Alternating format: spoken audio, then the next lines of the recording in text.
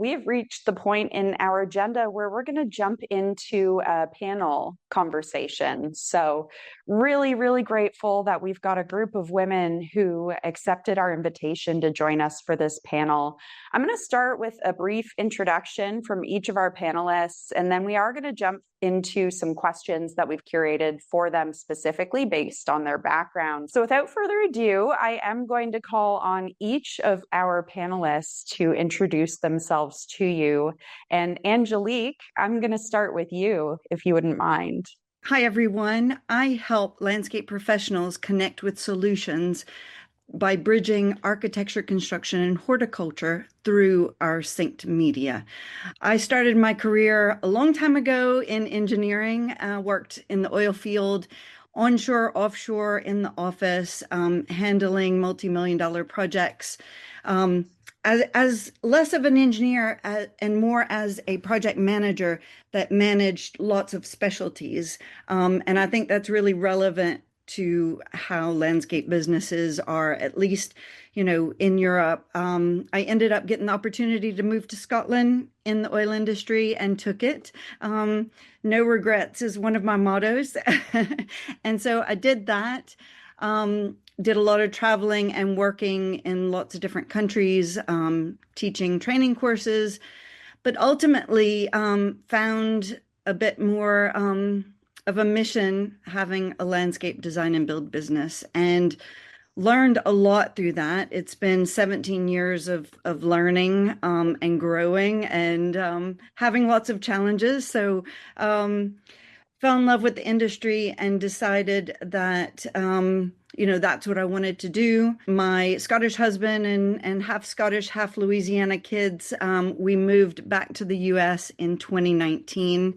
And at that point, I was learning about the industry here in the US, and first licensed a brand from the UK and launched that in the US in 2021. And I knew about them because I received their magazines and went to their events in Europe, and really saw it being a mission of mine to help connect, landscape architecture, construction, all of the specialties in the industry, maintenance, everything under one umbrella or a red thread through the industry. But I found that the name that I'd licensed didn't really work as well as I wanted it to. So we rebranded in 2022 to Synced.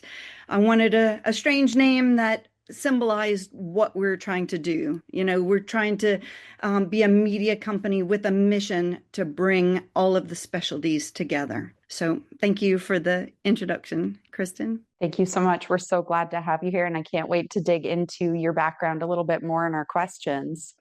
Next up, I'm going to ask Robyn Schmitz to join us for an intro. Hi, everyone. I'm Robyn Schmitz, the owner and founder of Prairie Outdoors in Kansas City. I help discerning homeowners who value craftsmanship, high-style design, create outdoor living spaces that endure for decades. Most homeowners struggle with outdoor spaces that either fall apart too soon or feel kind of generic and uninspired.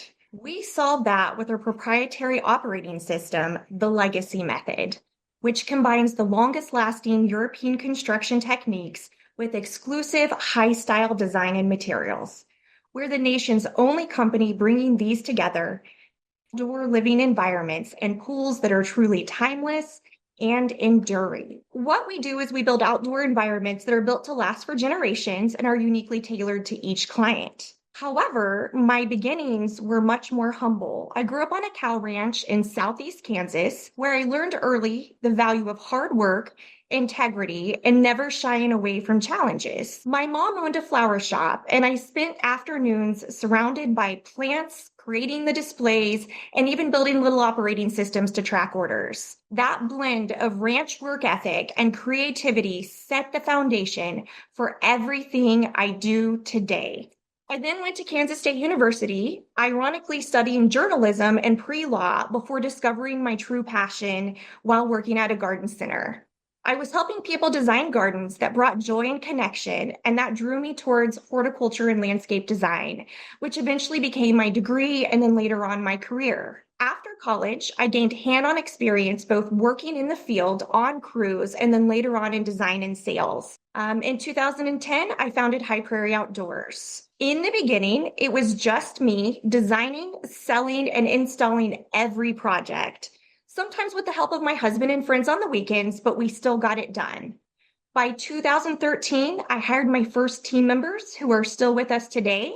And by 2016, my husband, Brett, joined full-time, bringing his CPA expertise into the company.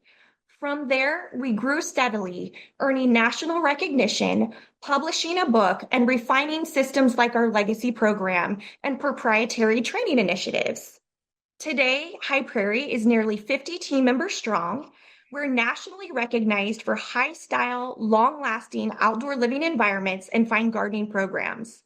Beyond the business, I'm also a wife, a mom to our 4-year-old daughter, Ellie, and someone who enjoys kayaking, gardening, cooking, and dreaming up our next venture, a micro-resort concept centered on the alfresco lifestyle. Wow, Robyn, your background is incredibly inspiring. I would love to come to your resort once it's launched as well. So we're going to talk more about that later. Next up, I would love to invite Sahra Linneman to introduce herself. Hello, everybody. Hey, Sahra here from the Green Executive. I really help landscapers maximize their use of software. So what we do is we want to make sure they're able to interpret the data from it to confidently make decisions. How I landed here is my husband and I have a lawn care and landscaping company outside of St. Louis. He started the business when he was a kid. It just kind of grew from there. And I like to say I brought along like the back office kind of thing, the processes, procedures, and then fast forward several years later and the Green Executive was born. So in the gist of it is we really help working with companies so that they can have some direction when it becomes overwhelming for them.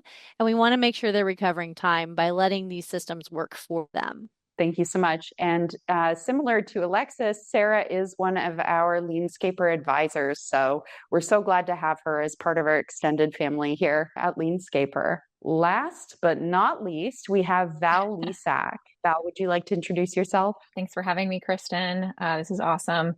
So I'm Val Lesak, and I help women in male majority industries build connections and confidence so they can thrive both personally and professionally. And I do this through my company called Influential Encounters, which is an events-based learning community for women of these industries to meet, inspire, and influence each other in a way that yields growth and positive change.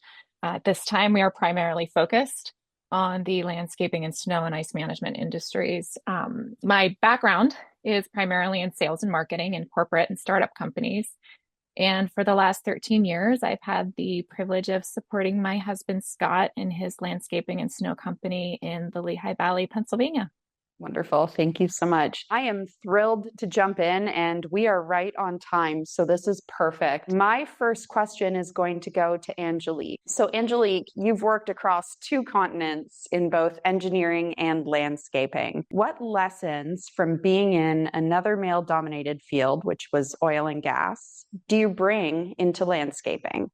There are a lot of similarities and a lot of differences. And I think that you learn by traveling that everybody's perspective is really valuable, and it's not always natural for people to volunteer that. And so I think the more I've traveled, the more I've worked in different places, the more I've learned to listen and ask more questions. Similar to what Alexis was talking about, everybody has a different perspective, and they're all valid. It's not just, I know the way, everybody come along. It's, this is where we're going. How can we get there? And, really, I've always been in industries that had these different specialties, and everybody knows more about one part of it than I do.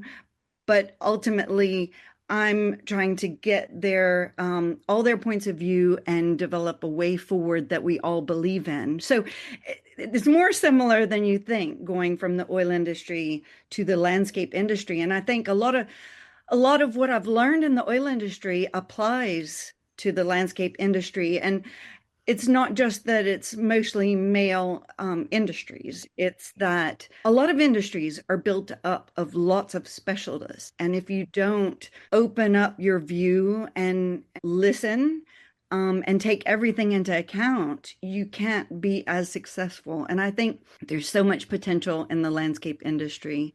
One of the things that has stuck with me for a long time is in the oil industry, when I started, they recognized that there are a lot of gender differences, especially that there were a small amount of women in the industry. And so we all had coaching based on gender differences. And I know that it's kind of generalizing. You can't say that all women think like this and all men think like that.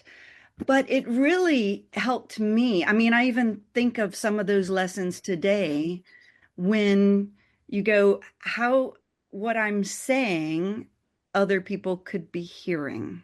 Because it's, just because you think you're saying the same thing, it's maybe how you say something or how they say something, and you maybe get your feelings hurt or maybe get aggravated or frustrated. But we all come from a culmination of experiences, and that's what makes all the different perspectives work better together. I see that when I talk to landscape architects versus landscape contractors. There's different viewpoints, there's different objectives, but really we're all people that are really wanting the same goals in the end. And we just have to figure out how to listen without bias, how to, speak to everyone and how to bring everyone along. So I know that's maybe not what you're getting at, but it really power of communication. And I guess that's how I landed in a media company, because I think, gosh, a lot of the problems in our industry are so easy to solve, but communication isn't easy. You need lots of perspectives. You need people being completely open, and it's not easy to do when we're driving different places. We're never in the same place. We're, meeting with people remotely. So we still have a lot of challenges in this industry, but I feel like the oil industry has given me an insight into how we can do things differently and better. I love that. Two call outs from what you just said for sure. I think there's so much power in understanding that you can walk into a room and you're not always the smartest person there, right? We are working in such a skilled industry, and like you said, leaning on people who have that expertise and experience is a great way to get that mentorship that Alexis was speaking on, or the coaching that somebody needs in order to grow and thrive in their career. And then, of course, the other piece that you mentioned there, Angelique, the communication side of it, absolutely agree that we need to better understand how to work alongside our colleagues and work with our direct reports. So some really valuable insights. Thank you. We're going to move to Sahra next. So Sahra, your work is all about bringing structure, systems, and profitability to companies. How have you seen women leverage or hesitate to leverage financial authority within their businesses? We need to just say it. Everyone's really afraid of being a bitch. When you're asserting your authority, you don't want to be seen as the B word. And it's not that, it's that we're doing our job. We have that authority, we have the power, and it's intended to be used, right? That's why you have the authority to do what you have the authority to do. It's intended to be used. If we don't, we're doing a disservice to ourselves in the company that we're working for. So I think that there's a lot of hesitation, like Angelique said, that the perspective or the perception of other people, how they're going to take what you're saying. And, kind of the opposite effect, like to consider that they're going to take it in a way that you don't intend it to be. So I think there is a hesitation to present the authority in that way. But at the same time, we have a responsibility to do so. And we're just doing a disservice to ourselves and the company if we don't. What a powerful answer. We got some definite responses in the chat when you said it like that, Sahra. You're so right. It's so hard when you look only at perception within this industry, especially when you have to be assertive. Thank you for that feedback. We're going to go to Val next. So Val, you've built spaces specifically for women to connect in majority male industries. Why is that important? And how does that translate back into making the broader industry stronger? It's an awesome question. I think Alexis did a great job of talking about some of the benefits of having more women in the workplace. Even to back up from there, I have a very analytical brain. So whenever I see numbers that are kind of weighted very heavily in any direction, sort of that tips scale all the way on one side, I always see it as like a wake-up call to stop and ask why. And in the landscaping world, we see under 10% of the industry is represented by females. I think 8% was the last number I saw coming out from NALP and their workforce demographic study. And just like anything else in history, maybe the reason why it tipped in the past, made sense. Women were rapidly entering the workforce in higher numbers in the 60s and 70s. And it was not necessarily a female-friendly environment, so very heavy manual labor, long days in the sun. I am not saying a woman can't handle that. It was just the perception at the time that a woman shouldn't have to endure that. Not a lot of flexibility for her to care for her children while holding a job. The call out to the men to maybe have to change their behaviors on a job site, with women not wanting to hear certain things or just feeling like maybe she was a distraction. And I think that, we've come such a long way, since that time. Certainly the environment has changed as we've seen the emergence and development of equipment that's used today that reduces a great deal of that heavy manual labor, certainly not all, but a considerable portion of it. And there are still some men out there who maybe don't feel like they want to, clean up their act or something to have a woman on their team. That's, something for them to deal with. But I think in general, the feedback we receive is male business leaders and crew leaders saying that they want more women on their team. They want their insight. They want that diversity of thought that they bring to the table. Whatever uniqueness they have, they want it. I find that really exciting because anytime history has left us with an imbalance, it doesn't make it our fault, but it does mean that the current generation has to put in a little bit harder work to kind of reset that norm or reset that scale so it's not tipping in one direction. And that's what I see happening in the green industry. It's a movement that I'm really excited to be a part of. And then in terms of how that creates a stronger industry in general, my adult life, I've always had a heart and a mind to create space for women in general. So even in my corporate work, I returned from maternity leave after my first baby and had all kinds of postpartum struggles. Many of us can speak to the silent battles of, putting in that brave face and walking into work while you're dealing with so much internally and even hormonally. But I found as I talked to other moms about it, I wasn't alone. And that drove me to approach HR, like what support is available. And they're like, these are some of the most powerful words you'll ever hear in any situation. Nothing exists today, but you can go start something. I hope whenever you hear those words, like you immediately see the opportunity. There's a need, no one's meeting it. And that's go time, friends. So I started a group to support other, especially new moms, just kind of this organic grassroots movement. And it was just really beautiful. But Influential Encounters is really no different than that type of example. My co-founder, Jillian, and I, we saw a need that women in the industry were just craving connection and growth with percentages that low. It's just a recipe for isolation and the problems that spin off from there. So, that's why we tell everyone our events are not designed just to be this girls' night out with pink pom-poms where we bash men. They're ultimately for us to look at ourselves and say, how can I be better? How does stepping into confidence and better communication positively impact the world around me and in turn making us more fulfilled as women? How can I teach the people around me how to treat me and how to treat me as a woman?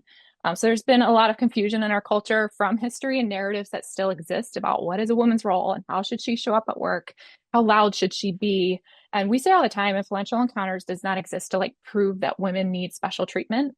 Most of the women that are flocking to our community are not asking for special treatment. They're asking for equal consideration. And that's not even really a gender conversation. It's about equipping people with the self-awareness and related skills to know who they are, what they're capable of, and how to step into their full potential. And if we all did that, I can only imagine how powerful this industry would be, not just within landscaping, but as an example to other industries. It hit me right in the feels a couple times there. I tried to keep it together, but I just think what you and Jillian are doing is so beautiful. And I'm so aligned with you when you say we aren't having these conversations to bash men. We're having these conversations to bring everybody to the table so we can make this a better industry together. So I just love your message, and thank you so much for sharing that. Robyn, we're coming for you. Here's your question. Do people ever mistake your husband to be the owner of your business? And if so, how do you handle those assumptions? And what does that reveal about leadership perceptions in our industry? Everybody knows Brett, or if they don't, they will. So he looks like the quintessential landscaper, doesn't he? So yeah. And that's okay. But, for years, people thought Brett was the owner or the founder of the company. And that happens, typically coming from a place not of malintent, but because of what people had seen elsewhere regularly. So the way I handle that type of thing is I essentially go in and I handle it from a perspective of how I present myself, how knowledgeable I am, and the ability to execute. Because ultimately, at the end of the day, respect is garnered not by asking for it, but by acting in a way that is worthy of respect. So oftentimes, a soft but firm redirect is all it takes, since most people aren't trying to offend you in any way. They just simply presume based on what they've seen before. I've heard all sorts of things. I showed up to one of my first meetings with a builder when the company was young. And the builder, before I had even finished introducing myself, asked if the owner sent his secretary. But in that moment, that was a make or break moment. The way to garner respect was not to cower or get upset, because that would possibly feed his narrative. The way to garner respect is to laugh about it, correct him kindly but firmly, and then get on to business and show him you know what you're doing.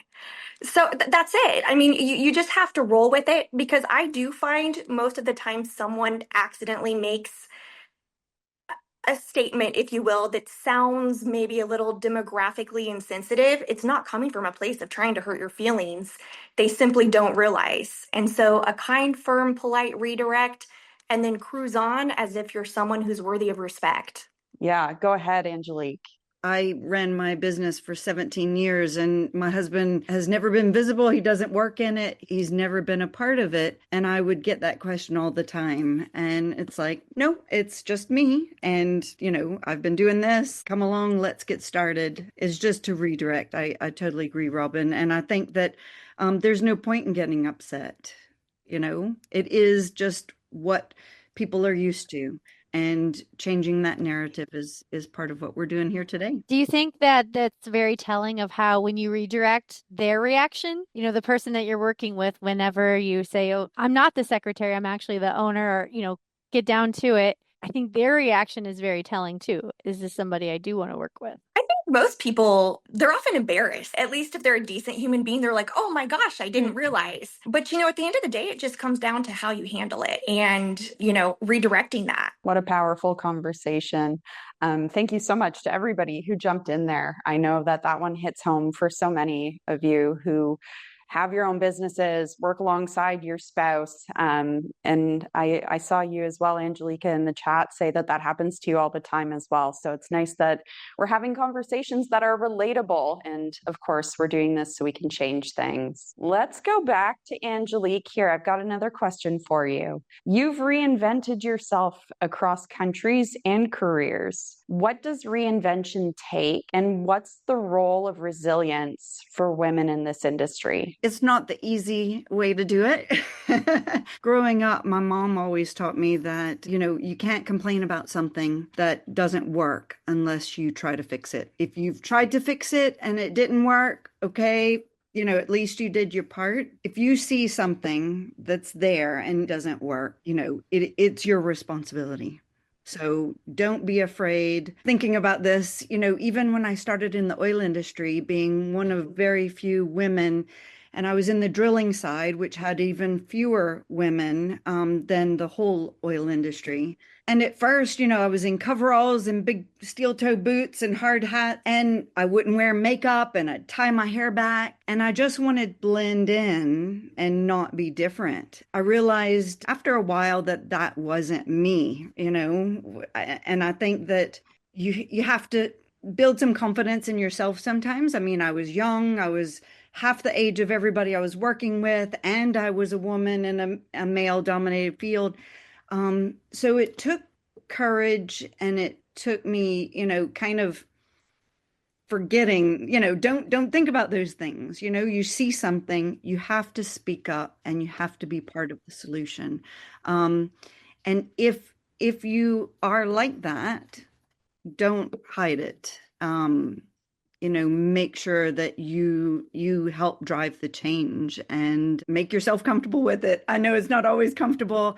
I have definitely felt imposter syndrome, multiple times in multiple industries. If you can see the change, it's your responsibility to step up. Surround yourself with those people that believe in your mission too. And you surround yourself with those believers that you can do it. And when you do have those doubts, that's when you look for your support network and, reach out to them. Again, I don't like generalities, but I think that maybe women need more community than men do on average. And that's where it's hard when we're less than 10% of the industry. We crave that community. And if you just have, one woman in a team of 100 men, it is harder for us in general. Like I said, I don't like generalities, but I do feel like when you don't have that community, you struggle even more. Help others help you. What a good response. There were so many call outs from what you just said. I think the first one for me is the imposter syndrome piece. Val, I don't want to put you on the spot. This was not a scripted question, but the topic of imposter syndrome reminded me of a conversation that we had on the phone right after I asked you if you'd be on this panel. Would you feel comfortable in sharing your perspective when I asked you to be a part of this? Yeah. So funny, Kristen reached out to me, and I shared in my intro bio that I support my husband in the landscaping and snow business, but I don't work directly in it. And that has been very intentional for a few reasons. But even though I am working to help women of the industry, when Kristen reached out to me to be on this panel, I was like, are you sure you want me? Did you mean my friend over here? But that was just a very hum. And Kristen called me right out for it. She's like, no, I very, very specifically want you. There's a value that you bring. There's a voice that you bring that's unique. And I'll tell you about Kristen, that conversation really stuck with me too, because sometimes we just need that person in our corner who's like, no, I'm looking at you. and you are enough, and you do have what it takes, and here's why. So definitely appreciated that, not only to just kind of bypass the conversation and say yes, you, but she told me why, and she challenged me for having kind of that imposter syndrome mentality. And you all should have a friend like that in life. At least one. Val, thank you for being a good sport, but it was just so relative to what we were talking about, right? Be a buddy, call people out when you think that they're either in that imposter syndrome mindset or maybe not living up to their full potential, because there's a lot to be said about, like Val said, having people in your corner to help you realize everything you can do. Let's go over to Robyn next. So Robyn, you run a company that challenges the conventional definition of success in landscaping. How has your definition of leadership evolved over time? And how has your gender influenced that? First of all, as I've grown as a leader, I've learned that leadership isn't about me. It's about the people I'm blessed to lead. So my highest calling is to help foster growth, passion, stability, and success in those around me. So when I first started, leadership was more just about getting the work done and helping those around me learn how to do the actual work. But over time, that role kind of evolves, and I'm now shifted into growing leaders. So it's not necessarily just growing myself, it's growing others, empowering them to see their own potential, guiding them towards what they might not have believed was possible. And really, gender shapes that in some ways. But in other ways, I believe that regardless of demographic, a strong leader understanding how to empower others, it comes down to trying to push to model a different way of leadership, one that values collaboration, empowerment, vision. Because to me, leadership is a responsibility, and that keeps evolving both as the company evolves and as I evolve to be a worthy leader to that team. I appreciate that so much. Thank you, Robyn. We are going to go over to Sahra. Sahra, your question here is, when you first stepped into the industry as a leader, what internal narratives did you have to rewrite about power, expertise, or visibility? For myself, it was exactly what we're talking about here with the imposter syndrome, just believing in myself that I was enough to help a company. So I very clearly remember sitting on my back patio and I got a call from a company that was much larger than our own. So at our Linneman Lawn Care and Landscaping, we do well, but there's definitely companies out there that do things much better than we do at times. So I had gotten a call from one of those companies and they wanted help with LMN. And I remember thinking, how can I help them? Like they've grown so much larger than our company has grown. They've done so much more than we've done. And my friend asked me, they said, well, do you know 10% more than they do? And I said, well, yeah, I on this particular topic, I certainly do. I know probably more than 10%, well more. And they said, well, that's all you need. As long as you know 10% more in something, if you can add that much value to them, you are helping them, you're helping yourself, you're all going to grow in this. And like Val mentioned with Kristen, like that conversation was so valuable to me. And if we can be that support for each other, that means everything. So, that was several years ago. And then I remind myself of that conversation every now and then. She actually gave me a bracelet. We used to be coworkers in a different in direct sales, which I will always say direct sales taught me a lot when it comes to this industry and anything sales in general, So she was a teammate in that, and she gave me a bracelet, and I wear that bracelet from time to time. It says a bad word on the inside of it, so I can't say it. Just says keep going.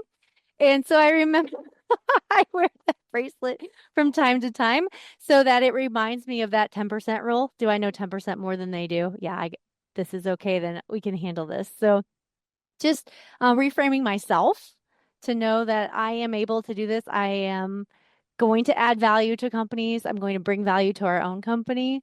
And I know in the chat, some people are experiencing that same thing that we're talking about and feeling invisible or feeling like their value isn't being recognized. So I wanted to share another story with you, actually. Some of you might have heard this, so our family company, Linneman Lawn Care, I actually quit working there at one point in time because I didn't feel valued. So I was working on several big projects and they were finished, and then the company would go rogue and not follow the guidelines set in that project. It was like a payroll plan and compensation guide and all of this stuff. And when they went rogue, it just kind of all crumbles apart if you don't follow a plan that's been implemented.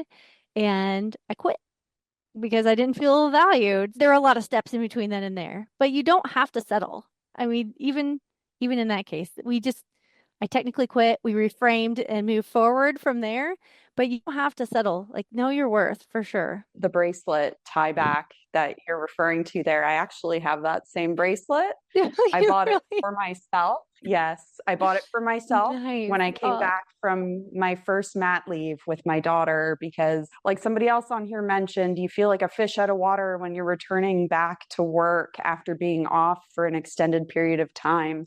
And I think I just needed the reminder that I needed to keep pushing. So the fact that you have that same bracelet is just really, really cool. All right, we're going to keep rolling. We've got a couple more questions here. The next one is for Val. So Val, what helped you go from supporter on the sidelines to an empowered voice in the room? Awesome question. Definitely experience. So my husband and I, we've shared our story many times publicly, but when we were first married, he was in the very early growth stages of his landscaping snow company, and he barely made a salary. I was the main breadwinner for years as he poured himself, the company's earnings, and most of his time back into building the business. And we did not communicate very well during that time. He sort of thought I should see this big picture of what he was doing, and I didn't. There were many times why I would just like be so frustrated and ask him, like, why don't you just throw in the towel and get a normal job? Which anyone who knows my husband, Scott Lesak, will knows that he will like never go to a normal job. He's a master builder, he's an entrepreneur through and through. And he'd be like a caged rabbit animal with a normal job. So we had this lack of understanding and communication. And I'll be the first to admit, like, I was so self-centered at the beginning of our marriage, enter a new baby. And man, that resentment just went into overdrive. So I was still the main household income earner with a newborn, struggling with postpartum issues. And I'd be absolutely furious when I would like see his location at 7 p.m. and he was still at the shop or, you know, like the snowflakes would start falling and I knew he'd be gone for hours to days at a time while, you know, like victim mentality, like, oh, I have to be here and handle the household and work 50 to 60 hours a week. And then I'm sustaining this tiny human over here. And I was just so angry with him all the time. And really, eventually that led me to having a mental breakdown when our baby was 6 months old and my mind just like couldn't handle the weight anymore. And I thank God that I broke because it forced me to look at myself in the mirror and acknowledge that my priorities were just so out of line. So I made some changes and just made the choice that I had to change my thoughts and really apply myself to do whatever our family, like get the job done, whatever our family needs right now to create financial stability, for him to grow the business. That was something that I had to choose for myself. And we're still working on our marriage and like what it looks like to like kind of like selflessly love each other. But point is, like, I believe when we go through anything that is life altering, something that breaks us and we heal from it, we then have this power story that can help others get through something really difficult. And being bold and sharing that can actually help someone before they get too far down the path of destruction, like I did. And we can tell them how it turns out and let them decide if they want to risk breaking like we did, or instead helping them learn from our experience. So in Influential Encounters, our tagline is meet, inspire, and influence. So yes, we are events-based community. We believe that we need this face-to-face interaction to build, you know, deep relationships, lasting relationships. But the inspire influence portion is absolutely critical to creating any sort of lasting change in ourselves and the industry. And one of the ways we're working on that is within our learning program. We're helping women identify and share their story. Our resources will walk them through building out their story. What have I gone through that broke my heart? What are the things that I considered a setback at the time that were actually a step forward? And what are the things I have hidden for years that are actually a strength? And then diving into the value of that experience. What did I learn? How does this have the potential to impact someone else? And then finally, just knowing how and when to share, because at that point, it's not about us anymore, right? It's about how we can share our story to impact someone else and drive them towards positive change or action. So I just encourage everyone to ask yourself, like, what are the hard things that you've walked through? And then how can you use that to help someone else? That's what I would consider true empowerment, is the boldness and the courage to share our stories that then build someone else up. Angelique, I saw you unmute there. Did you have something you wanted to say? Yeah, thanks, Val, for telling us about your tough times, because I think that we all have had tough times, and you know, you mentioned resilience, and I didn't talk about my failures up until now, you know, in my about me, but that's part of, you know, almost losing my landscape business 3 separate times, breastfeeding my second child on the side of every road, you know, showing up at a police station with my 2-month-old baby. You know, it shouldn't be as hard as that, but it also, because I went through that, I learned to be a better leader. I learned to run the business better. I learned to hire. I would say I've never gotten to perfection. You know, you learn one thing and then you forget another, but that's normal. And resilience is like what you said, Val, you learn from it, and you know, you talk about these failures, and I left that out of my story earlier, but that's a huge part of how I've gotten to where I am now, is, you know, seeing that a lot of other people have it figured out. If we just share how they figured it out, if we inspire, 1 out of 100 people to do things better or differently, or if I do feel like we probably need to talk more about our failures as a community, as an industry, to learn from them. I've heard a lot of like, oh, landscape architects, they don't know their plants, or they don't, they set us up for failure, or they set us up for failure, or this, own it and talk about it and learn from it. And if we all do that, just think how far we can go.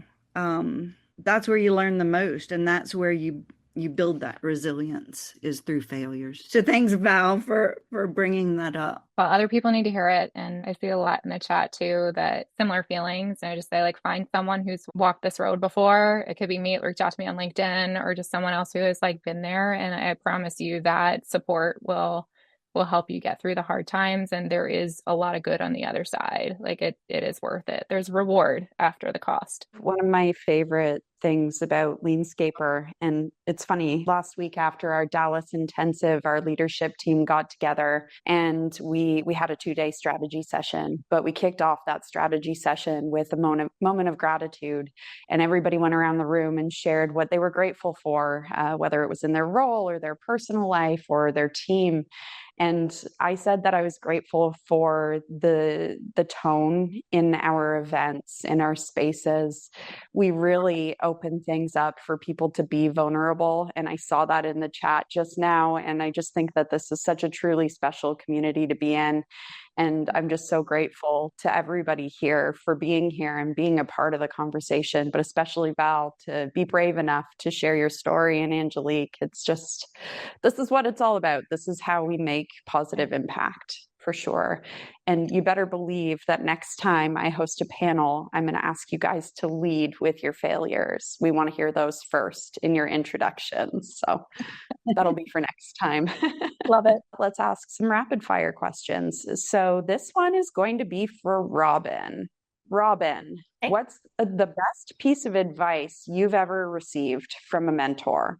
Opportunities are hidden inside struggles. So if you solve a problem, you'll uncover an opportunity. Good tie back to what we were just talking about as well. That was perfect. And just so you know, that wasn't scripted. Thank you, Robyn. Let's go over to Sahra. Sahra, what is one boundary you've learned to set and protect? Still working on time boundaries. So my workday has been very fluid over time. There's not really a set work day or work hour, but it's a boundary I'm working on. And it sounds crazy, but I had the realization a couple weeks ago, like, oh, I can like say it's after hours. Like it is possible to say it's after hours. I can have that ability. So still working on it, but time boundaries is my biggest personal struggle. I get that. Absolutely. Especially when you bring your work home with you, right? Working with your spouse is not an easy thing to do when it's at the dinner table and it's on vacation. Great. And I have to give him credit. He's the one who will say, I don't want to talk about that right now. And I'm like, but I want an answer.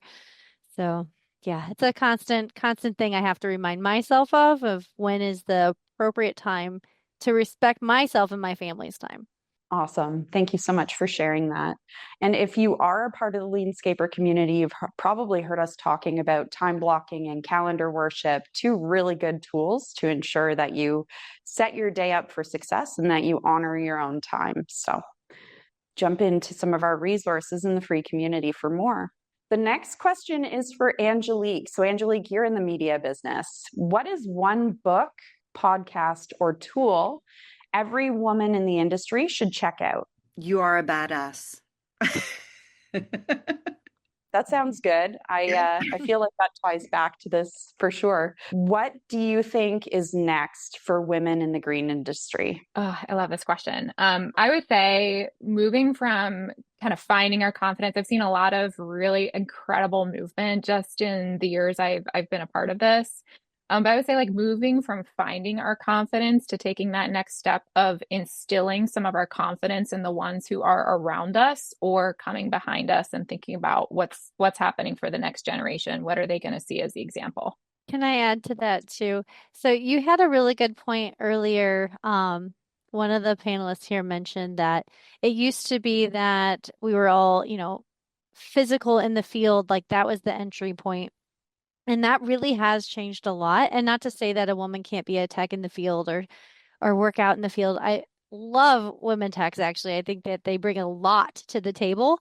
At the same time, though, there's so many more opportunities available, and you could be working in any industry and doing a very similar role. So I think that, the shift to recognize ourselves, like we talked about a lot, the intensive in Dallas, about that we're tech companies, not necessarily just service companies, to see us as that, and that the roles that are being played in our industry can very easily draw on people who are currently working in others. So to help them see that there's that opportunity here that everyone's talking about, and draw them over to say, hey, we know you have value that you can add to us, and we're doing some really interesting stuff over here. It's a win-win. The Mhm. other thing about taking people from one industry into a new industry is they can see things differently than those of us who have been in it for a while. We need that new perspective, that new vision to create the future of our industry. We can, it's like stealing ideas, okay? Stealing, but it's, if it's worked in other industries, we are like other industries in a lot of ways. Let's take the lessons from other industries and apply them to our industry and supercharge what we're doing, how we're growing. Less than 10% being women, look at the opportunity. There's a huge opportunity now. Bring all of these people into our industry and show them how great it can be. How cool we are, how fun we are. We're with it. That's Yeah, great. we have great tone. All right, we've got two questions in the Q&A here, and I'm just going to pose these to everybody, and please feel free, ladies, any of you can reply if it moves you. The first question, actually, they're both from Brenda. Thank you, Brenda. Brenda would like to know, curious to hear your best response for the question. You do not do the work, so how can you lead a team doing the work? I don't have to know Wow. how to do everything. I just know how to get everything done. I don't have to know how to install the paver. I just have to know how to make sure that paver gets installed properly. It's actually usually a different skill set to lead a team than it is to do whatever technical work. And I think, by default, we haven't ever had enough people. So we've, promoted people that lay pavers to be a leader. And that isn't always the best fit. That person has to enjoy that job and be good at it. And I think that, you know, you don't have to have the experience of the technical job to be a leader. I think that's a really, really good point. And one of my first jobs out of college was at a John Deere dealership, actually, and I worked in the service department, and I had a really great boss there, and he very much hit home to me for that right away and said, the tendency is to promote the really good mechanics and make the really good mechanics the department leader or the manager. But they're not necessarily the best one for that job because, like you said, Angelique, it's a completely different skill set. You have to be able to communicate, for one thing, in a very eloquent way, and you just have a different set of responsibilities. So you might be really good at the technicality of it, but that doesn't necessarily make you the person who should be promoted. And I think we put a lot of emphasis on the promotions, but that's not what's best necessarily. I saw the same thing in the oil industry as well. It's just, people want to be promoted because they want acknowledgement that they are, doing better, they're improving, they're growing. So I think, by rewarding them in that role, that doesn't mean that they should be the leader of a team, but find ways to promote them in that role and really listen to people at what they're good at, what they like doing, where their skills are, because that could be totally different than the role that you're putting them in. It should be a good fit for the person and company, not just one or the other. Wonderful. Thank you so much. We've got 1 minute left, and I'd love to sneak one more question in. Here's a question. How do you know when it's time to leave a company? As in, how can I recognize there is no chance to grow as a woman leader? I think of separation like a divorce. So when you're in a marriage and you're in this relationship, you really want to make sure you've explored every avenue before you just chalk it up and end the relationship. And I think the same thing is true about a employer-employee relationship. Whether you're the employee or the employer, you really want to make sure that you've explored all the options, that you've used all the tools available before you chalk it up to, no, this isn't going to work. But at the same time, if it's not going to work, don't delay the inevitable. If you've really given it explored all the options, then, at some point it probably is appropriate to let things. Thank you for that. Robyn, I saw you on mute. Did you have something you wanted to add? I completely agree with Sahra on the exploring all options, but I think what it comes down to is first culture fit. And, do your values and beliefs align with the organization at all? And that's unique, not just to gender, but any demographic. We're all need to fit the organization. From that point, what I would coach someone on red flags to an organization is if you're performing and you're executing consistently, and you start seeing others around you move forward before you do without any clear understanding of why, that's a red flag that you at least need to have conversations. But my advice is communicate first. Don't just give up without having open, honest communications with whomever your leadership team is. Because at the end of the day, there may be things you don't know or aren't aware of that have nothing to do, with the things that you can see, are aware of. So culture alignment, have open communication, really seek to understand. And to Sahra's point, seek out all options. And if it's still a poor fit, then you're not doing yourself or that organization any favors by hanging around. Such powerful feedback, and I hope that helps the person who asked the question. I really just wanted to thank our panelists from the bottom of my heart. You all jumped on this initiative as soon as I contacted you, some of which I contacted you cold because I didn't even know you yet, but I'm so glad I've had the opportunity to get to know all four of you, and your experiences and your voices have really mattered today. You have made an impact, so thank you for that.